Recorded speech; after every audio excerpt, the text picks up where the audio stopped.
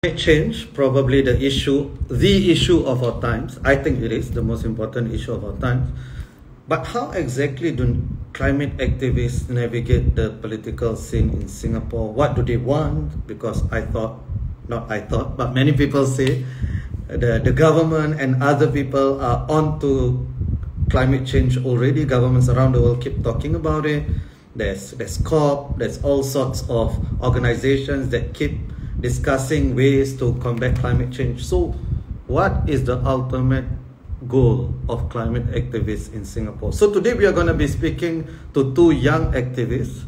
You know, young people, they always excite me and irritate me in equal measure, but I'm sure these two guests, they will not be irritating. They are wonderful people.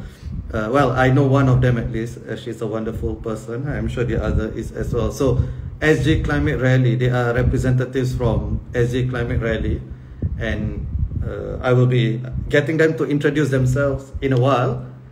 So let's hope this works. Yeah, hi everyone. I'm Hing Ying. I use she, her pronouns, and I have been organizing with SG Climate Rally since 2019 when we made the first ever rally happen in the year of global climate strikes. Yeah, very much, I think, inspired by Greta Thunberg and Fridays for Future.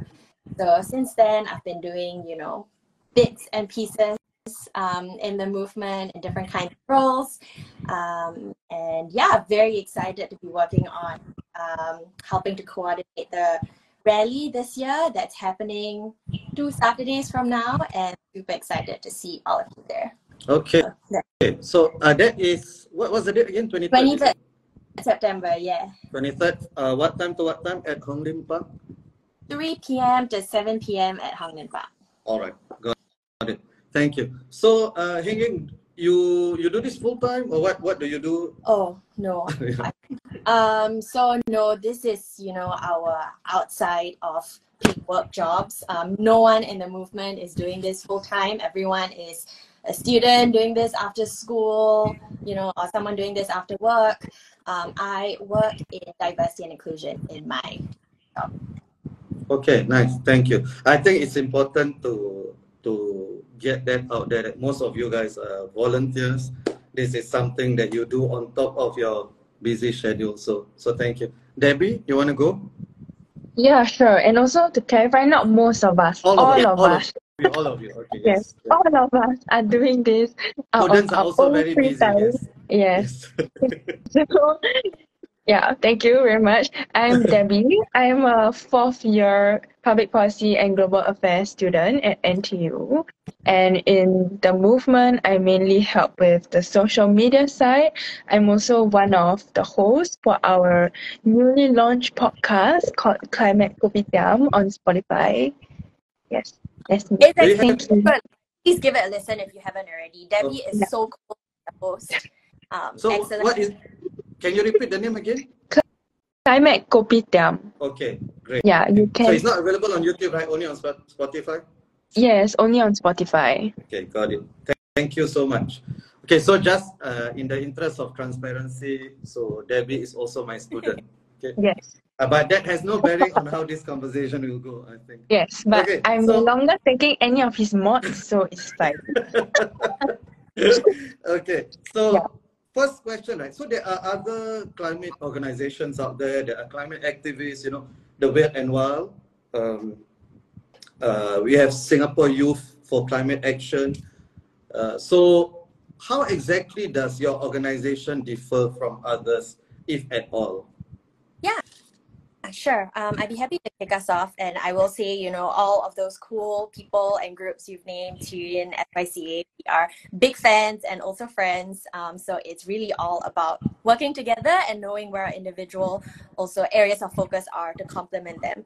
I would say one big kind of defining characteristic of the work that SG Climate Rally does is our keen focus on climate justice. We've been talking a lot about climate justice in the past 2 or 3 years. What does that mean? It means, beyond talking about the technical solutions of transitioning away from fossil fuels, moving into renewable energy, protecting biodiversity more. What we are interested in as a movement is how we are doing this through the lens of justice and equity, how we are creating or pushing for climate solutions with a mind for fairness, right? With a very keen understanding of who is disproportionately impacted by the climate crisis, who is more responsible for the climate crisis and needs to be doing more, and what our responsibilities are to the most vulnerable. We have worked on these issues in a variety of ways, whether it was the petrol tax hike back in 2021. I think people did not expect to see environmentalists come out and say like, hey, actually we are not pro this new petrol tax hike because it disproportionately places the burden of transitioning into a greener economy on workers and on individuals who were the least responsible for the crisis. Another, I think, just off the top of my head, something I've been thinking about is a new I think URA-HDB has talked about creating a Long Island along the Singapore East Coast line, and part of this Long Island, aside from helping address housing needs, would be to address the problem of rising sea levels. But what we would then be interested in as a rally is, where is that sand coming from and at what cost to be reclaiming this massive new piece of Long Island, right? And are we degrading and destroying Southeast Asian riverine communities in buying this sand to build this Long Island to protect Singapore from rising levels? So that's kind of what we mean when we say we're climate justice focused. I think the other big kind of dimension that makes our work a bit different than other climate, I would say, is our focus on systemic change. One of our fundamental premises as a movement is that lifestyle change is not enough, right? Like, it is good and important to, be recycling, be reducing your waste, be eating a more plant-based diet to reduce your food emissions, but that alone is not enough, because if you look at the kind of amount of emissions that individual households are putting out as a proportion of Singapore's national emissions, is like nothing compared to what corporations and manufacturing and our petrochemical sector is responsible for, right? So what our call is that in order to shift the needle on the climate crisis, we need to be asking for systems change. Which is, of course, not to say that individual lifestyle changes are not important. And I think I speak for many in the movement that, like, many of us do these things, I eat plant-based, I haven't bought new clothes in like years, only shop secondhand, but that is not our focus, right? Our focus is on what systems change can meaningfully look like to actually shift the needle. Debbie, did you want to add anything to that? Thank you, Helen. Yeah, add a bit. We also want to tell people that, and really have the recognition from the wider public that climate change is a global problem, and recognize that what we do on our Singaporean shores may actually have impacts on other countries in the region, as a financial hub, as an aviation hub, as a shipping hub, and also homes to one of the largest oil refineries in the world. In fact, we are like the 8th largest exporter of chemicals in 2019, ranked by World Trade Statistical Review, and this is on the EDB website. So Singapore, even though we are so small, we actually have we have an outsized impact, and we also have an outsized capacity to help those in the region adapt and manage climate change. Yeah. Okay. And I think besides that, if I can add on one more point, is that we are very politically focused as a group. So we want to engage Singaporeans as active political citizens. And some of the initiatives that we have tried to do this by is, for instance, postcards to my MP that we are doing again in this year's rally.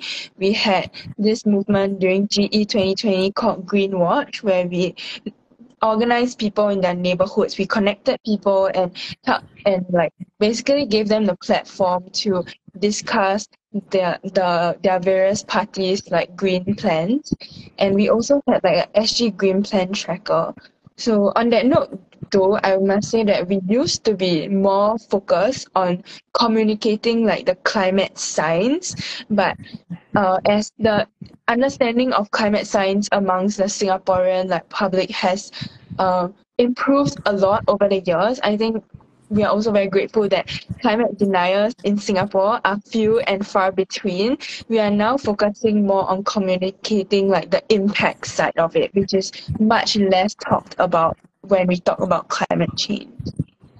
Okay, thank you. That Yeah, was that's all. really comprehensive, and I have so many different directions to go based Okay. on what you said. So a couple of things, right? So one is just a comment. So Debbie mentioned the dirty phrase, right? You want Singaporeans to be more politically active, right? Which is the thrust of my show as well, and what I do. So I'm definitely together with you on that.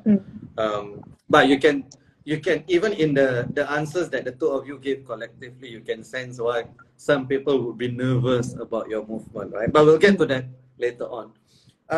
But a couple of questions I have as follow-ups from that. So one is the oil refineries. So these are related questions, right? So, and the government's position, which does make sense to some extent, right? If Singapore doesn't do it, somebody else will do it. So might as well you do it in Singapore, where first of all, Singaporeans will benefit, and second of all, Singapore has better regulations against this compared to some other country that will be doing it. Second is a related question. Climate change is a prisoner's dilemma situation, right? Singapore can do all the things. Singapore can be the greenest country in the world, but the other countries, if they are not, then it doesn't make sense for us to be the sucker in this prisoner's dilemma game. Actually, there's a third one, and you guys feel free to answer at any point in time. And I really like what Heng Heng said, because one of the criticisms of climate activism, or most activism, to be honest, is that it's a very upper middle class endeavor. And one of the, I guess, related criticisms to climate activism is, especially coming from the West, right? They are imposing all of this after they've contributed to the destruction of the environment they have developed, when there are a lot of other countries. The environment is not exactly the priority, because lifting people out of poverty is the priority. And in doing so, they may have to engage in all of this environmentally unfriendly practices, right? So how would you respond to these three criticisms? You don't have to respond to all, you can just take any as you like. Sure. I'm happy to take the first one first. We kind of go in order, yeah. So your first one was about if Singapore doesn't do the petchem refining, someone else will do it, and you know, Singapore has the kind of guidelines and frameworks to try and do it cleaner than some other countries, right? For example, will outsource to, if it were moved to the other Southeast Asian countries, and that I think is the kind of pragmatic economic argument that has constantly been put forth. My rebuttal to that would be, is that really the most pragmatic choice if you think about the inevitable downfall of the fossil fuel industry? Fossil fuels are a finite resource. At some point, we're going to run out of oil that we can be extracting from from under the Earth's crust, right? That's why we talk about renewable energy instead. This is energy that is not finite, as renewable. We can keep going with it. Whereas we are going to run out of our stores of oil reserves at some point. Then what does this mean for the portion of Singapore's economy that's built upon this very finite industry that has a clear endpoint in sight? Does it not make so much more economic sense for us to start figuring out how to divest right now and how to move our economy towards industries and sources of income that actually have a future beyond the next 50, beyond the next 100 years? And I think even if even if you're not entirely sold about how quickly the fossil fuel industry is going to be collapsing because of the finite nature of the resources, then I think we just have to look at the news and the kind of reputational damage that the industry has fully taken, right? When they're struggling to recruit new young talent to be joining the industry because tides have done so much. We now see a lot more clearly how pollutive and exploitative these industries have been at cost to the rest of the world.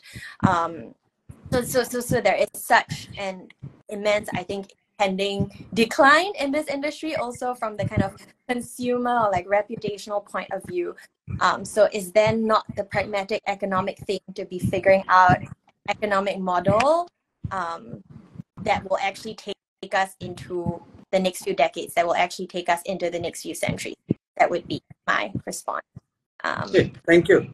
You I actually can add on if you want. preempted my question in your answer, my follow-up question, because in the 1990s, right, when I was in primary school, I remember our social studies textbooks back then, right, said that Brunei would run out of oil by the turn of the millennium.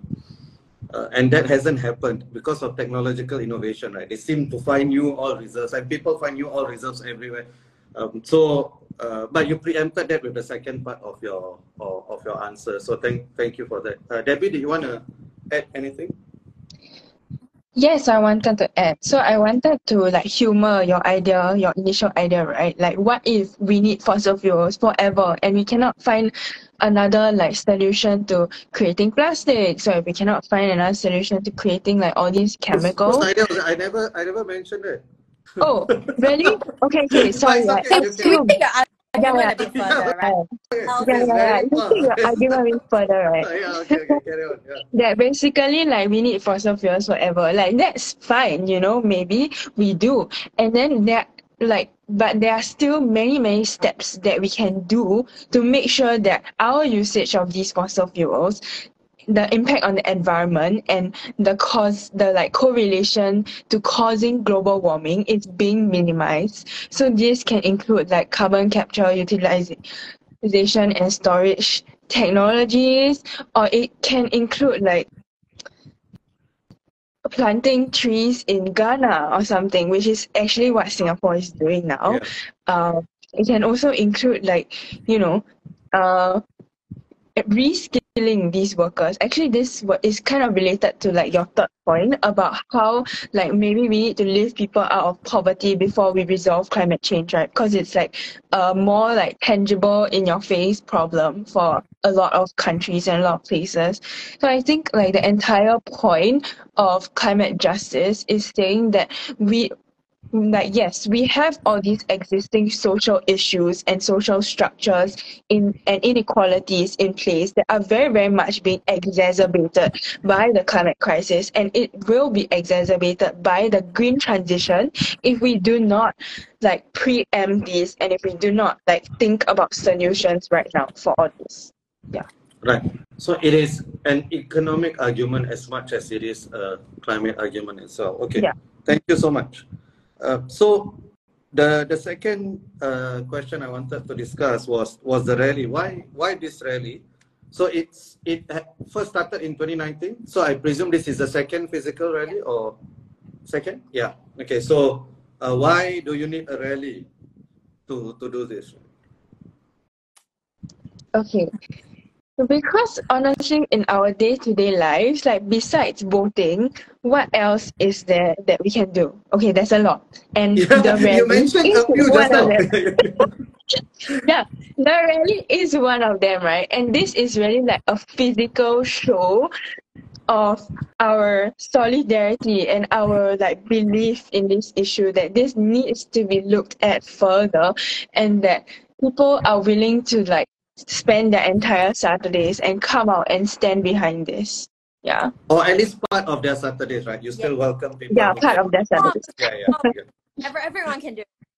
I will say I think we can trace kind of concrete change coming out of the 2019 rally. As small as it was back in the day, right? We had about 2,000 people show up.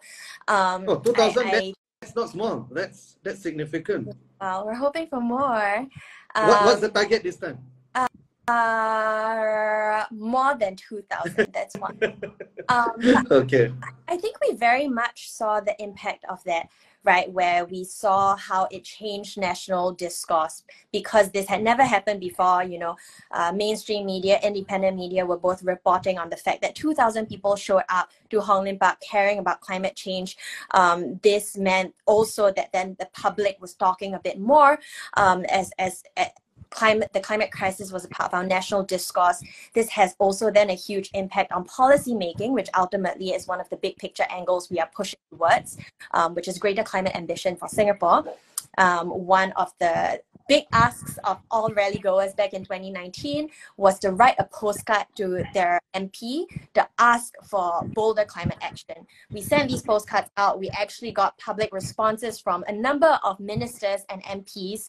And I think one of my favorite statistics to bring up when we try to think about when we try to tell people like, hey, why you should come to the rally, is that in 2019, which is the year the rally happened, the number of questions asked about climate change in Parliament tripled compared to the year before. I am not saying that this is purely because of the 2019 Hong Lim Park rally. Well, you should. There's some correlation there. You should say, own it and be proud of it. Right? I think definitely there's more than a correlation. I don't think it's coincidental. I think it has a. I mean, the rally played a large part in that. I think we very much would like to believe that, because we've seen policies change, right, in the past 3 years. I think we've seen the government take on a number of our suggestions that we made back in 2019. So, for example, we called for Singapore to be more ambitious in our net zero target. So the year that we hit net zero emissions, back in 2019, Singapore had set it for 2100, which was critically insufficient because globally it was recommended that was 2050. In the past 4 years, we've seen that change. We've seen the government halve our target from a 2100 net zero target to a 2050 net zero target, exactly what we're asking for. We've seen it also with policy changes such as increasing the carbon tax, again, something we asked for back in 2019 when we said, hello, $5 per ton of carbon is kind of ludicrous in today's day and age, so far off the global recommendation. We now see the carbon tax rising to, I think, $25 next year, and then a bit more. It's progressively rising over the next couple of years.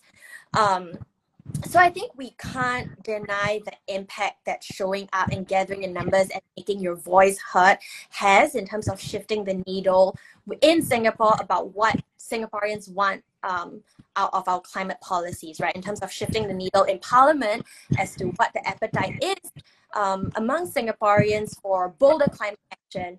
And yeah, I think that the sum, what is that phrase? You know, the sum of the parts is greater than its the whole is greater than the sum of its parts. Sum of its parts, yeah. Yeah. And that for me is the power of showing up to Hong Lim Park. Our voice collectively is so much stronger in asking for a livable future than if like I said it alone or Debbie said it alone. So yeah, right. John, please. No, I agree with you. I was just asking, as in it didn't mean that I was casting doubts on the value of the rally. I do think that is something, and it's a cardinal rule of politics as much as it is of economics. If there's no demand, there won't be supply. I think one of the ways to show demand is to show up. So I will be there, and I hope everyone who's listening will be there. So I see a few influencers in the people who attend today. So please spread this as much as possible. Corey and everybody, just please tell we also people to have like games that we are preparing and like a kids area, so you can bring your Khalid. Okay, wonderful. Yeah. Wonderful. Bring Khalid. Oh yeah, actually that's a good idea. Okay. You can. Yeah, I feel like it's not every day that you get to see a rally being organized. Like it's really one of the few times in the year or in Singapore's history that you get to see this, right? Yeah, and for those who, sorry. No, can I? Yeah, and for those who like maybe know that climate change exists but don't really know like how to engage with it, this is your chance to come and to learn more, you know, because essentially like this is a problem that we are already experiencing. We cannot be apathetic towards it, and if you are looking for a place to start engaging and like playing your part as an active citizen, this is the time for you to come down to our rally and do so. And I also want to point out that in Singapore, we are extremely privileged to have like a relatively effective policy implementation system. We are pretty rich and we also have quite some influence diplomatically.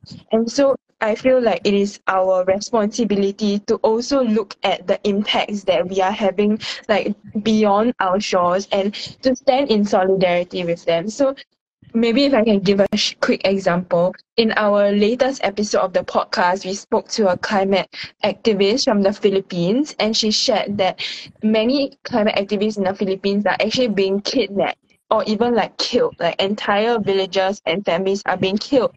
And what they need is for the international spotlight to be shone onto these issues and for really like support from across the globe to pressure their governments in order to like stop this like violence from happening to them, you know, when we are essentially just wanting to fight for like a sustainable and safe future. It's very unfair, and so this is why you should come to Hong Park on 23rd September.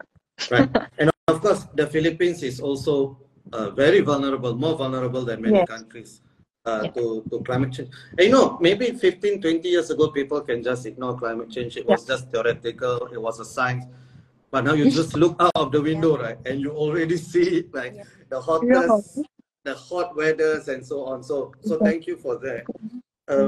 I have a question from Arun, which I want to get to about Singapore being a claimant, and I'm sure you guys are prepared to discuss that. But before that, just on the rally itself, recently you guys met President-elect Tharman, and you use your one chance to ask the potential president a question. You use your one chance to invite him to your rally, right? So, are there any updates on that? Okay. To clarify, our question was a multi-part question, okay? It wasn't just about the rally. But yes, you know, you're not the only one. We actually have gotten multiple questions in our comments as well. Hey, is President-elect, or I guess at the point, President Tharman, will he be showing up? So to give some context, a couple of us were invited to access conversations with candidate Mr. Tharman back a couple of weeks ago, and we were extremely heartened to see that he spoke very passionately about the need for bolder climate action.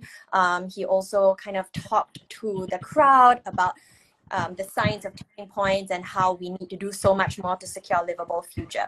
So our question to him, because he was encouraging young people to get active, to be impatient for change, that is a quote, he asked young people to be impatient for change, to get out there to volunteer. Our question was actually, you know, we know a number of young people who don't exactly participate in many of these types of cause-driven advocacy that he was calling for, because there is a fear that it is, you know, dangerous to get active in Singapore. They will be blacklisted in different ways. You're going to be persecuted. There is some of the anxiety, right? So what we then put forth to him is we felt that it would be really important if President-elect Tharman could show up to make a big signal to Singaporeans. It would be a huge signal. We should not feel this anxiety in exercising our political voice. And then the second part of the question was, if he was elected president, as he now is, what does he think the role of the president is in supporting civic participation and protecting advocacy in this country? Hence, you know, the invitation to the rally also to kind of demonstrate his belief that young people, that Singaporeans at large have to be impatient for change and have to be willing to show up for the kind of change we want to see. So we followed that invitation up also with an email invitation. We have yet to hear back, but we're keeping our fingers crossed. I think it will be huge for you, huge for the cause, but I think huge for him as well if he did turn up. I think it will be such a signal, because the president, there are very few substantive powers that the president has. But I think the informal weight of the office is far more significant than the two executive quote-unquote powers that the president has. So I hope so. I hope for all of our collective sake, not just for Singapore Climate Rally, I think it would be great for activism in general if he does turn up. So yeah, maybe we can all write to him as well to get him to turn up for this.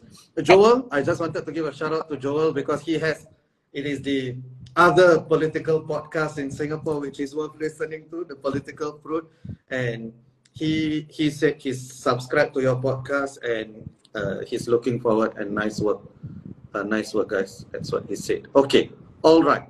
So Arun's questions are quite spicy today. So he has one on Tharman. Since we are on the topic, so President Tharman, tomorrow he will be his coronation, if you can use that word. Very in, right? Yeah. So tomorrow. So he also did say that for certain issues we shouldn't try to change things too much. How do you feel about this when posed in contrast with his be impatient for change line? Although I think he was talking about societal values, not climate change, I think, when he was talking about not try to change things too fast, right? I believe that's what he said. And he was saying that there will be a backlash from people who want to... I don't think that was an unfair statement anyway. But anyway, you guys have any thoughts on this? So I believe, and I could be wrong, that though that statement was made in relation to questions around LGBTQ plus rights in Singapore following the repeal of 377A, but also the amendment of the Constitution. And also in response to a question, I believe, about abolishing the death penalty. I will give my personal take, which is that I would far prefer everyone to be impatient for change.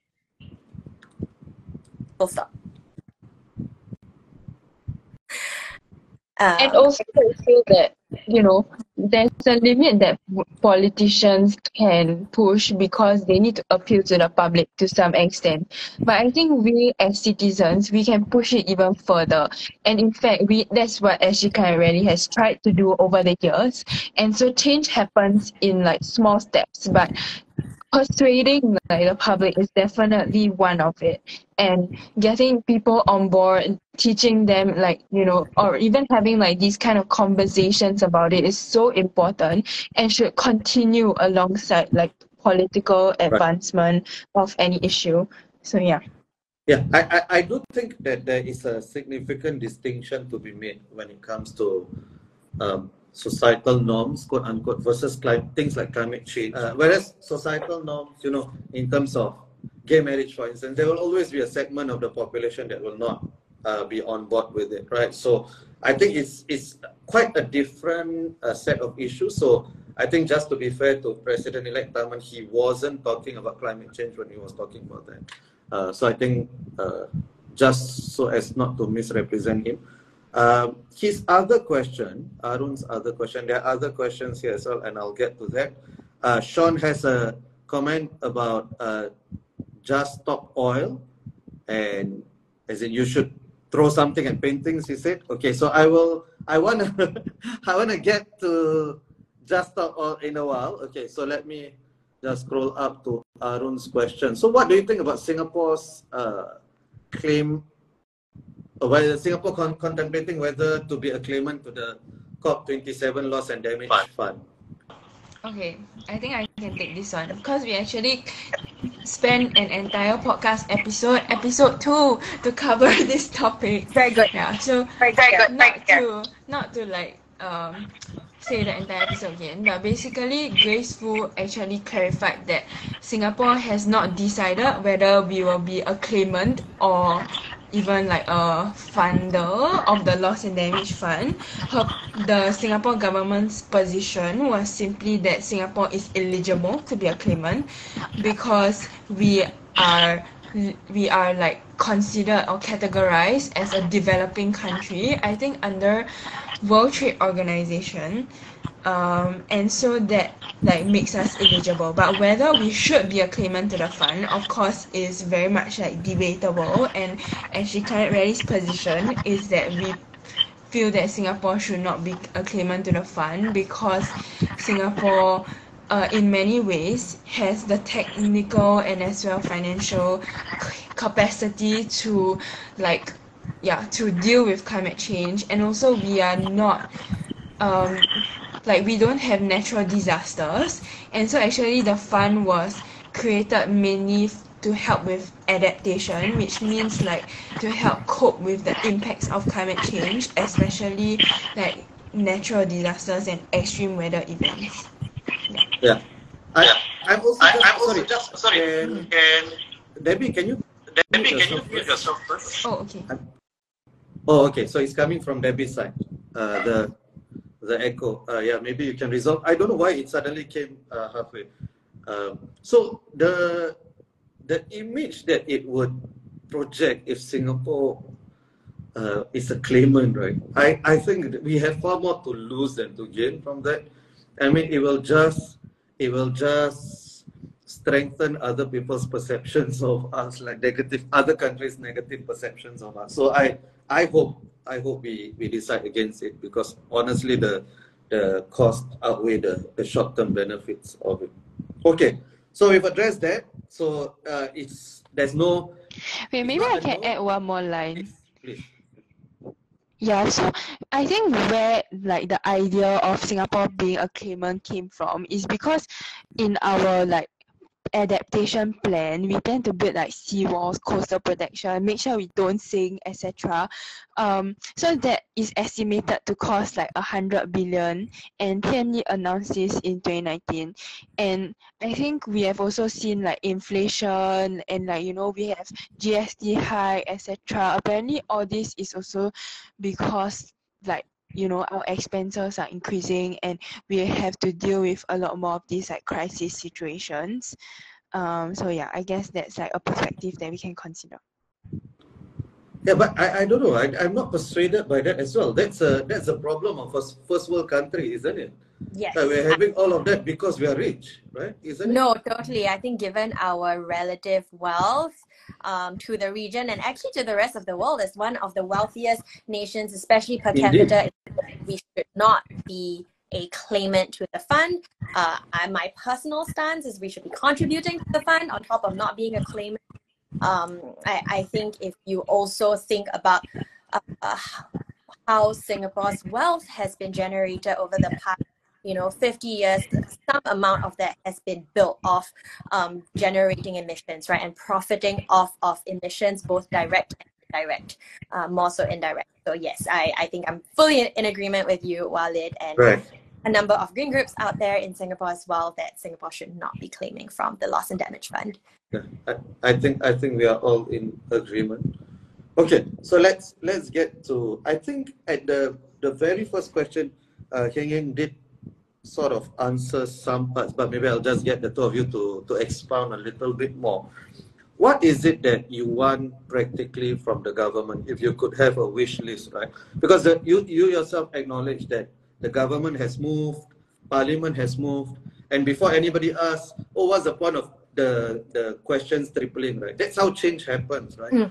Change happens gradually, and it starts with discourse, changes in discourse, and so I definitely think so. It's both discourse has changed, policy has changed. So practically, what is it? What more can the government do? I mean, you mentioned one, probably the oil refineries. What else? What else could they do? Yeah, that's a great question. We actually already have a ready-made, beautiful graphic and something like a 10-page document stating exactly our policy recommendations based on what policies are right now at this point in time. So our calls to action for the rally are for more justice-focused and inclusive roadmap to achieving net zero emissions. How that will happen is from main buckets: accelerating the transition away from fossil fuels toward renewables. We have protecting our ecosystems, and we have empowering the people to make this change happen. Under each of the big calls to action, we have a list of quite technical policy recommendations that we've laid out on our rally website. You can check out on Instagram, on our Telegram channel. But maybe just to kind of give you a flavor of what that can look like. In terms of accelerating the transition, we're asking for things like further increasing the carbon tax towards what international and scientific recommendations are for high-income economies such as Singapore. It's looking like implementing policy tools to ensure that ordinary citizens, you and I, workers, are not disproportionately penalized by this carbon tax, that can enjoy some sort of rebate in the form maybe of a carbon dividend, but one that is not rather paid out more regularly. We are calling on removing carbon tax allowances for fossil fuel industries, for example, as part of our transition. And then in terms of protecting the ecosystems, we're asking for recommendations such as increasing the number of the percentage of Singapore we're conserving as nature areas. I believe it's something 7.5% now. We're asking for it to go up to 20%, which is still below what the global recommendation is. We are asking for a quantitative biodiversity accounting framework. Right now, the framework is a bit more qualitative and subjective. We're asking for Singapore as a finance hub to be disclosing and reporting nature-related risks through adopting the TNFD framework. I believe that's what it is. Then I think so personally, the kind of bucket that I'm the most excited about is empowering the people, right? And like what that means that we have to meaningfully engage and consult with people who are going to be the most impacted by the climate crisis, our frontline communities, our low-income communities, our migrant workers, our indigenous communities. And this can look like acknowledging the history and traditions of indigenous peoples in Singapore. And one of our 5 speakers at the rally, one of One's Ubin Journal will be speaking so powerfully to this. So yeah, just like listen to him. It's going to be amazing. Sorry. Yes. Sorry, can you explain what do you mean by indigenous people in Singapore?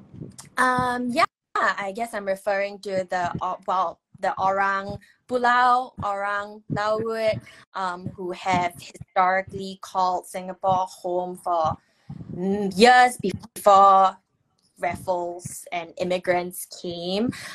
They have also historically occupied a lot of they have lived off many of the islands outside of mainland Singapore. So just up to 3 or 4 decades ago, we had Orang Semakau, right, living on Pulau Semakau before it was taken over by the government to be turned into our landfill. We had people living on Pulau Tekong as well, Pulau Ubin still, and these are people who have a very, very long history with the land and live, I think, in deep harmony and thoughtfulness around how to keep the land and nature alive within the specific ecosystem and habitat that these islands are.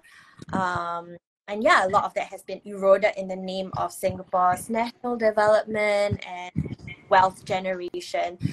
So part of empowering the people and part of being climate just in our approach to the transition needs to be to bring all of these marginalized voices into the center.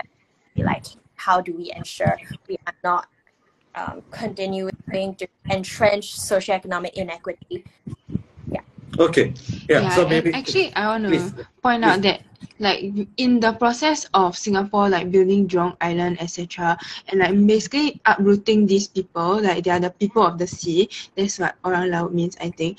Like they have been moved into like HDBs, etc. But if you trace where they are now, a lot of them are actually living like in poverty. They're living like in their rental flats, etc. because their livelihoods, whatever they were taught, like was uprooted from them, and they have never been properly compensated ever. And so actually this group, Orang Laut SG, they are trying to push for a recognition of Singapore's indigenous peoples and all that they have suffered, which is like a part of our history that has really been erased. Okay, thank you. I do feel that I need to have Orang Laut SG on this show. Okay. But yes, Incredible. Please bring him on. He will have I hope so. I hope so. I will send the invite. And also, I just also needed to say that, of course, our constitution also acknowledges the Malays as the indigenous people of Singapore. So that's something we also cannot forget. So the SG Climate Rally website, I'm here. So 3 main broad categories of demands. One is power to the people. Second, launch a green recovery. And third is redefining pragmatism and growth. So It is. Wait, I think that's our old one. Oh, that's your Is own it? one? The website slightly, but if you click on the banner image on the homepage, the one that says rally free, click on that, it will bring you to our rally page. You scroll Wait, down, there's I'm a a bit of a techno. Sorry, I sorry, am. technology. Okay, so I'm here. But it's still Yeah. the same demands, right? The 3 demands. Wait. no. It's supposed to be no lah. It's supposed to be accelerate the transition, protect the ecosystem. Okay, we'll go and fix it. But it's on our Instagram. It's the most updated one. So Telegram. Yeah. I may just not be on the right page because Okay. No worries. bad We with should this. fix Yeah, that okay. as well. This is a good reminder. We will clean up old pages. Okay. No, thank you. Okay, so I have one Yeah. 2-part question on activism, and then we'll address Just Stop All. I know we are beyond time already. Okay, so one of the things that has happened in Singapore for a lot of activists, right? When you trace the women's rights activists, organizations like Aware, and I've asked this to Aware people on my show. I asked this to Constance Singham, who's the godmother of activism in Singapore. I also asked Pink Dot, the representative of Pink Dot, or at least he was on my show, not formally as part of Pink Dot, but he's part of Pink Dot. So I asked them this about activists in Singapore being co-opted, and you see this a lot in women's rights activists, also increasingly over the years LGBT activists, maybe climate activists going down a similar path as well, right? And if you see overseas, especially, right, you see corporations co-opting climate activists, and a lot of times climate activists, activists in general, I don't want to single out climate activists, they are happy to. There is something, I've mentioned this phrase before, there is something about being in the corridors of power. It does something to you. And I think no one is immune to that. And we shouldn't kid ourselves and think that we are above that, because we are not. We are just humans who are similarly susceptible to the trappings of power and influence. And I think being in the corridors of power, it does something to a person spiritually, right? It does something to you emotionally, right? Will this happen to the two of you and Ezekiel? Do you in the think next that few- climate activists are becoming co-opted in Singapore? Oh yeah, 100%. Yeah? How? Yeah, 100%. Where 100%. this? How does it look? I mean, I won't name names, but you can see that over the years, you can see the trends of climate activists, some at least becoming more pragmatic, right? And I'm sure they have their reasons, perfectly fine reasons, no problem for me. I mean, I wouldn't judge them for doing it. And so that's the discussion I wanted to have. Is it necessarily wrong to be co-opted? Because if you're co-opted, there are some things that you can do. And of course, there are some things that you can do if you're independent and not co-opted as well. So I would say I already see the beginnings of maybe not fully co-opted, but I do see the beginnings of it. But maybe I'm wrong. You guys are in the space more, so maybe you guys would disagree with me, and I'll defer to your wisdom. So yeah, maybe I can answer this. So I think every movement, including our climate movement, aims to work towards its death. So if like co-optation, you define it as like all the climate problems is being dealt with 100% and in a super good manner, then yeah, we'll be happy to not do this, man. Nobody defines co-optation that way. That's solving the. Okay. Co-optation means being close to the government, or being part of the government, or being in government circles. That, some activists will never be invited to certain government events. People just accept that. There are some who are not, and some who are invited, right? So that's how I would define co-optation. But yeah, anyway, sorry, Debbie. I think my response would be that we need to hold space for people having different opinions or different theories of change. I think as incredibly heterogeneous society. There will necessarily be people who occupy very different roles in civil society and in making, and have very different ideas as to what is the most effective way to achieve our end goal. I think that co-optation is kind of usually a quite loaded word that gets thrown around to insult or to say like, hey, my activity is better than yours, right? Yeah, There's an implicit value judgment there, right? Which is of to be course, of co-opted course. instead. But I think I think given that we have not arrived at the end point of change, it is hard for me personally to say like you are absolutely wrong in the way you are choosing to cozy up to the powers that be or attend closed door meetings. I think I do not have I'm not so all-seeing to be able to say that that is the way that we will not get change. I think as civil society, especially as civil society that is so, small and under pressure in Singapore, we need to be able to hold space for people having different theories of change than us, than our movement. And what to me is important is what these so-called co-opted activists then do when they are in these corridors of power, right? It's like, is it still in your mind these activists who have not been invited into the same corridors of power, how using this perhaps privilege of being invited into closed-door consultations with the establishment, are you using then your words and your actions to ensure that people who are not represented at the table are being represented? I think, have to. My personal take, I will not speak on behalf of the movement. As my personal take is I've learned to be a bit more generous, or just like hold a lot more space for people who have different ideas of what the change-making pathway is than me. I really like the answer. And Isaac was part of SJ Climate Rally as well, right? Isaac knew. So he says that there are a range of activists on the there's a range of activists on the co-opted, not co-opted spectrum, and you need all to get changed. And this is my position as well. And I think exactly what you said. I think we must not be, whichever side we are on, we must not be arrogant, because you need people who are close to the government to get change done. At the same time, you need people who are more independent as well. And I think everyone must understand that they fulfill a role within this civil society sphere.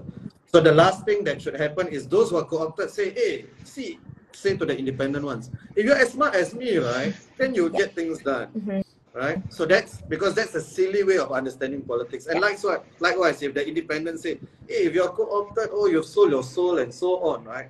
I think we need to understand that. So Therese said, yes, as long as we have respect for all. No, I would modify that slightly.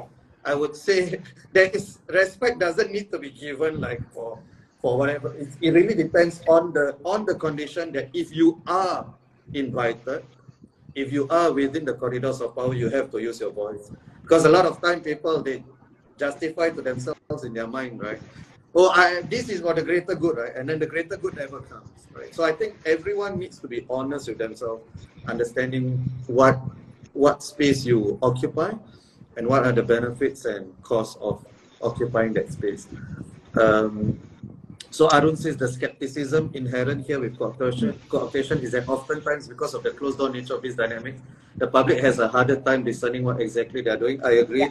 I mean, these closed-door dialogues, I think it should be a thing of the past, but it happens. Town halls. So I agree with that. And I think also there's a sense of importance that people get from getting invited to these closed-door dialogues, which I am not a fan of. Right? So it really depends on, again, what you do when you get an opportunity. For me, if you get invited to any session with the government, you must never turn it down, because that is really your opportunity. You should never turn it down. It is quite silly to turn it down. But of course, go there and ask a question. I don't ask like, oh, what is the most annoying thing about your spouse or something like that, which I've heard happen in the past few weeks, right? They had one question, and that's the one that they chose to ask the potential president. Okay, the final question that I have on activism is a lot of times activism is quite performative, right? So I just had this conversation with a couple of students just now, but basically the long story short, what I said to them was, you know, surveys and all of this, they measure sentiment, but voting is where your conviction is measured.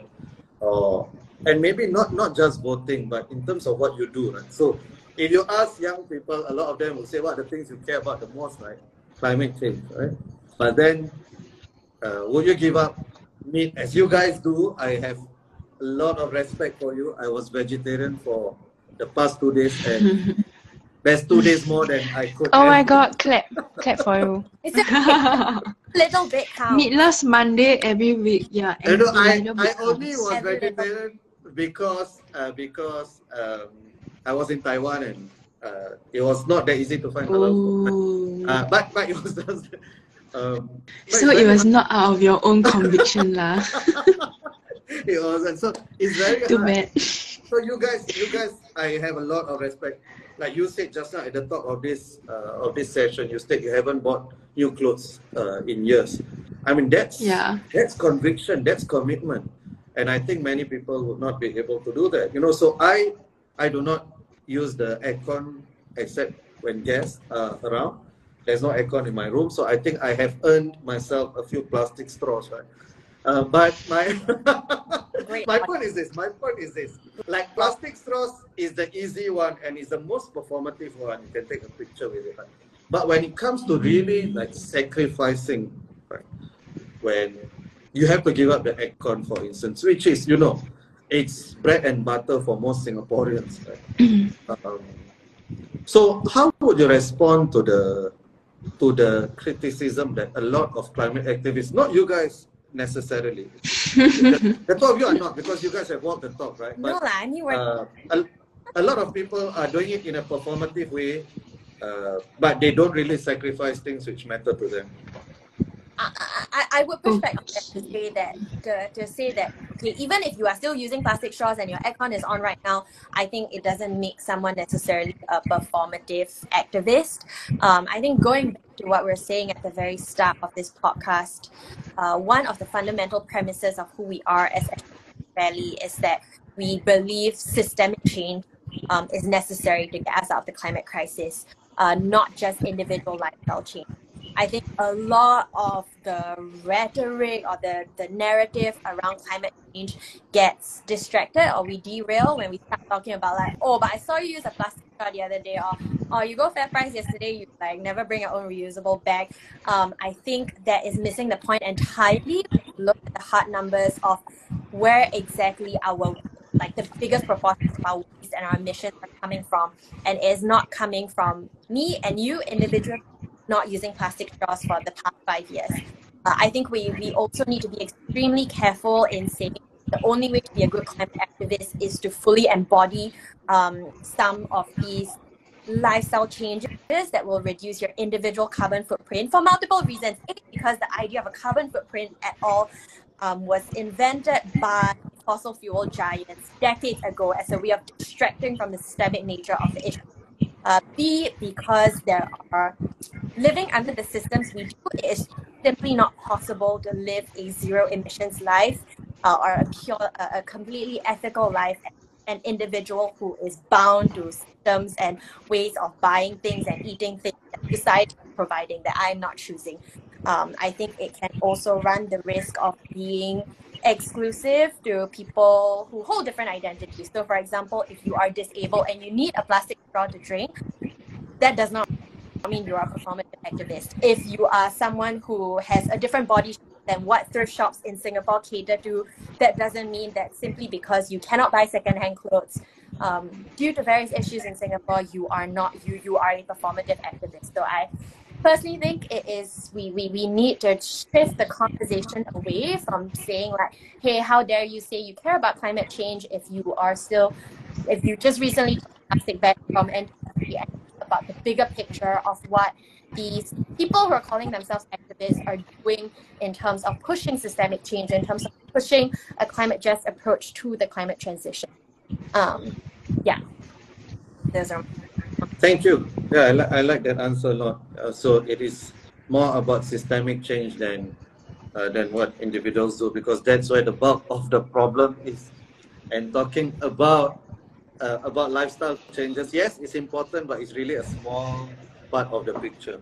Okay, Or actually, so And just also, like in the please, current system, please. it's just not conducive for like average anyone to afford like a sustainable lifestyle. Like, Right, let's right. be real. And this is because of like many layers of like institutions and Indeed, factors. indeed, So yeah.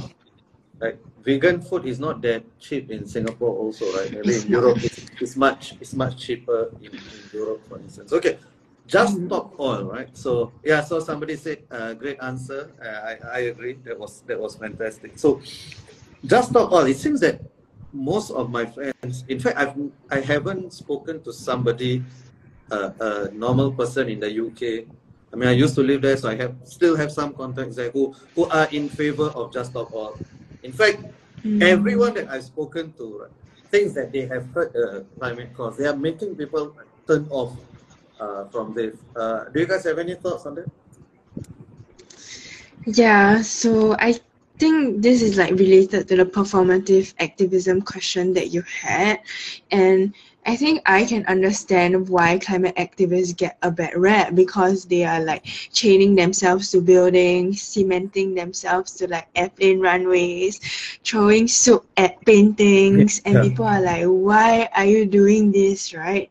I think from the perspective or the context of like the UK, for example, where protests have already become like a very regular thing, but change is still not happening. People just get so desperate for their voices to be heard that they are willing to do anything, you know, because this sometimes feels like such a life and death matter that people are just willing to put their lives on the line now in order to like inspire some change. Are they And putting to their be lives on the line honest, though? I think they are not putting their lives on the line. It's fair. more they're putting. Yeah, I mean, I read about this person was trying to get to the hospital and couldn't because of people. So they're actually right. putting other people's lives. I Yeah, mean, not most times, just very yeah, rarely they're putting other. Yeah, sorry. Yeah, Karen, yeah. Debbie, yeah. Wait, what Sorry. was your question again? No, I interrupted your point. As in, the stop the oil protest. Is it helpful for climate activism in general? These kinds of strategies. Right. Yeah. Okay. So I think in the first place, like a part of activism will always and has always been performative. So if you look at like Gandhi, for Right. example, Right. his activism was also in part Right. performative. And the value of performative activism also cannot be understated. But at the same time, it cannot be overplayed. Like the purpose of protests are to disrupt and to get like the lawmakers' attention as to the issue. And so as to whether this is effective, I would say to some extent, of course, because you have eyes on you. But whether this is able to like effectively maybe convince like the everyday citizen, because I was actually in France for exchange, and a lot of French people that I talked to were also very, very sick of the trains being disrupted and like, you know, not being able to get about their daily lives because of the massive protests that were happening. I would say in Singapore, we don't have that problem at all. And I feel like we have the opposite problem. Yeah. Yeah, So I we can think afford more performative activism if it were to draw more eyes onto the issue. I think my personal take is that anyone engaging in such a type of activism needs to be incredibly thoughtful and intentional and strategic with who they are trying to make a message to. I strongly believe that activism has to be about punching up, not punching down. So if you are grounding private jets on an airplane tarmac, then like by all means, in my personal opinion. But if your work is grounding people riding public transport, on trains, trying to get to work, you know, they're not riding cars, these are everyday workers and citizens, then you are not, I think, branching up anymore. You are not speaking to those holding power who are able, who have the means to make the sort of socio-political decisions for change that we need to see. So I think it's not to throw the baby out with the bathwater and say like, oh my god, these people are so dramatic, like what are they doing, please calm down, but to maybe have more nuanced discussions around what the strategy or thinking is behind this, who is being impacted, actually who are we trying to talk to, is our performance of activism, is this specific tactic or strategy actually speaking to the people we want to speak. Excellent answers by both of you. I think you guys have really made an extremely good case for climate activism, the limits, the necessity for it, and I think I tried to push you as much as possible, and the two of you responded really well. So thank you for that. I am so. So I'll be there on the 23rd. Yay. I see Academia SG is here. Wake Up Singapore is here. So I hope these people in positions of influence also help us to advertise SG Climate Rally. And just on a personal note, thank you for doing everything that you do. I could never be a vegetarian, I think. I could never make the sacrifices that the two of you make. The other things, not buying clothes, all of that are easy for me, but the vegetarian is hard. So thank you for everything that you do. I really appreciate it. Thank you so much. Any final words? Thank the you. Two of you? Any final words? My final word would be to say, please do not downplay the fact that you are not vegetarian, the fact that you've invited us here for a conversation, you've platformed a conversation about climate activism and the climate crisis to your followers for the past hour. Like, that is climate activism. That's the kind of more systemic oriented change that we're asking for. So yeah, we gotta move away from the, oh, I'm not vegetarian, you're not vegetarian, you use plastic straw, I use plastic straw. Like, yes, thank you for the solidarity and allyship. Thank you so much. And my final word would be, don't be afraid to speak up. Don't be afraid to come to Hong Lim Park. Don't be afraid to engage in these hard conversations, right? About what activism is and like using plastic straws and like how you should engage. Because the more we talk about it and the more we educate ourselves about the issue, then only can we be like effective and active participants to the solution. So yes, thank you. Very wisely for holding space for us. Yeah. Wisely said from a very young person. Thank you so much. All the best, and I'll see you on the 23rd. Great. Looking forward to it. Okay. Thanks. Yay. Good night, everyone. Bye-bye. Thank you. Good night. Thank you for being here. Bye. Bye.